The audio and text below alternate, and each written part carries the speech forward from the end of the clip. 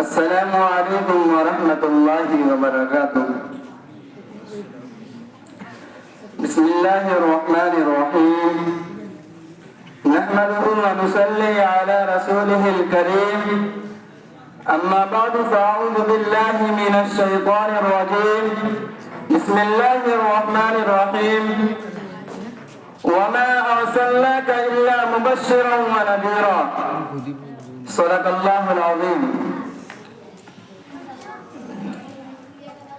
صدر محترم، حضرات علماء کرام، مہمانان اعظام اور تنظیم تقویت الایمان کے نوشگفتہ پھولوں، میں اس بزم پربہار میں سیرت رسول صلی اللہ علیہ وسلم کے متعلق کچھ عرض کرنا چاہتا ہوں، اس امید کے ساتھ کہ میری باتوں کو بغور سنا جائے گا۔ جب اسلام فاران کی چوٹی سے پھیلنا شروع ہوا اور آپ صلی اللہ علیہ وسلم اپنی روشنی سے دنیا والوں کو منور کرنے لگے تو باطل پرستوں میں کھلبلی مچ گئی۔ ساری قوت طاقت دل و دماغ نور اسلام کو بجھانے میں صرف کرنے لگے۔ راستے میں کانٹے بچھا کر، پتھروں سے دبا کر، تپتی ہوئی زمین پر سلا کر، آگ کے انگاروں پر لٹا کر، پھانسی کے پھندوں پر چڑھا کر، گھر بار اجاڑ کر پیارے رسول صلی اللہ علیہ وسلم کی آواز کو دبانے کی کوشش کرنے لگے، مگر حق کی آواز روز بروز بڑھتی ہی جا رہی تھی۔ حضرات گرامی، سن 7 نبوی محرم الحرام کا مہینہ ہے۔ مکہ کے تمام لیڈروں نے مل کر ایک میٹنگ کی۔ ابو جہل نے پوری قوم کو للکارا کہ اے غیور عربوں، جن کو ہم بچہ کا کھیل سمجھ رہے ہیں، وہ آج ہمارے دین اور عزت و آبرو کے لیے طوفان بن چکا ہے۔ جس دین کا چرچا محمد کر رہے ہیں، ان کے ماننے والوں کی تعداد روز بروز بڑھتی ہی جا رہی ہے۔ ہمارے خدا کی توہین کی جا رہی ہے، جھٹلایا اور ٹھکرایا جا رہا ہے۔ اس لیے اے عرب کے بہادروں، اب پوری قوت کے ساتھ آگے بڑھو، ورنہ وہ دن دور نہیں کہ مکہ سے ذلیل و خوار ہو کر نکلنا پڑے گا۔ ابو جہل کی تقریر نے پوری قوم کو گرما دیا، طرح طرح کی تدبیریں پیش کی گئی۔ بڑی دیر کے بعد یہ ہولناک تدبیر پاس ہوئی کہ محمد صلی اللہ علیہ وسلم اور ان کے ماننے والوں کا بالکل بائیکاٹ کر دیا جائے، ان سے خرید و فروخت، سلام و کلام، لین دین بالکل بند کر دیا جائے۔ چنانچہ ایک عہد نامہ لکھ کر خانہ کعبہ کی دیوار پر لٹکا دیا گیا۔ یہ پوری قوم کا فیصلہ تھا، کسی کو اس کے خلاف کرنے کا اختیار نہیں تھا، کسی کی مجال نہیں تھی۔ مسلمانوں کو شیب ابی طالب میں بند کر دیا گیا، راستے میں پہرے بٹھا دیے گئے۔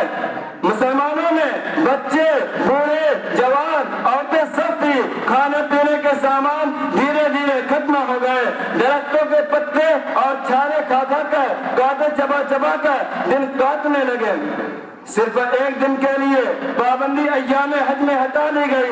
مسلمان گھاٹی سے باہر آ گئے، کپڑے پھٹ گئے، آنکھیں دھس گئی اور قدم لڑکھڑانے لگے۔ حضرات گرامی، بہت کچھ کرنے کے بعد یہ دین ہم تک پہنچا ہے، اور ہمارا حال یہ ہے کہ ہم اس کا مذاق اڑاتے ہیں۔ پیارے رسول صلی اللہ علیہ وسلم اپنی امت کی نجات کے لیے ہمیشہ غمگین رہا کرتے تھے اور رویا کرتے تھے۔ اپنی امت کے لیے ہمیشہ غمگین رہا کرتے تھے اور راتوں رات اپنی امت کی بخشش کے لیے خدا تعالیٰ سے دعائیں کیا کرتے تھے اور رویا کرتے تھے۔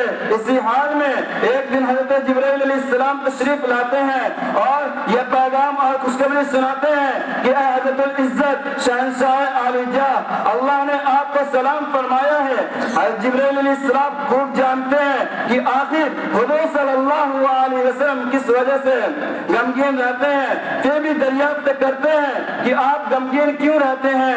حضور صلی اللہ علیہ وسلم فرماتے ہیں، نہ جانے میری امت کے ساتھ قیامت کے دن کیسا معاملہ ہوگا۔ پھر پھر حضرت جبرائیل علیہ السلام آپ صلی اللہ علیہ وسلم کو لے کر ایک قبرستان کے پاس گئے جہاں مومنوں اور کافروں دونوں طرح کے مردے مدفون تھے. حضرت جبرائیل علیہ السلام ایک مسلمان کی قبر پر ہاتھ مارتے ہوئے کہتے ہیں قم بإذن اللہ.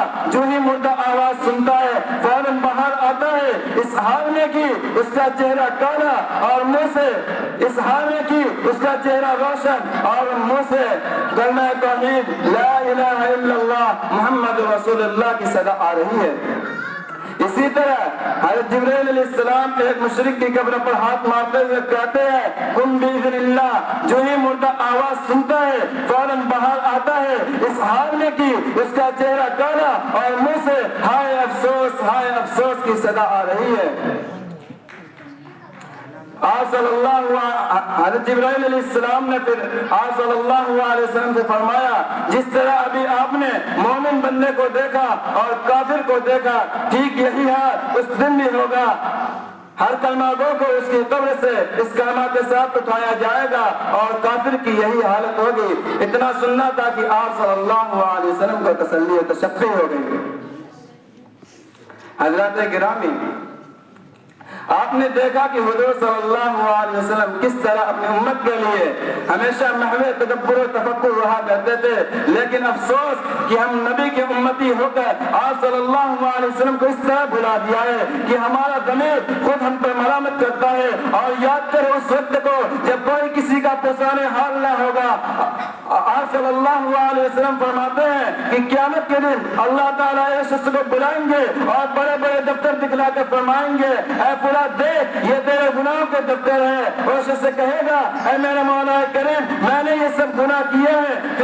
پھر اللہ تعالیٰ فرمائیں گے میں نے تمہارے پاس ایک رسول بھیجا تھا اور تم کو اس کے کرنے سے روکتا اور ڈراتا تھا مگر تم نے اس کی بات نہ مان کر انکار و استہزاء کیا. آج تم عذاب علیم کا مزہ چکھو. پھر اللہ تعالیٰ فرشتے کو حکم دیں گے اس کو منہ کے بل گھسیٹ کر جہنم میں ڈال دو. اور جس نے اس دین کو دین مان کر اس پر عمل کیا تو اس کا معاملہ بہت آسان ہوگا.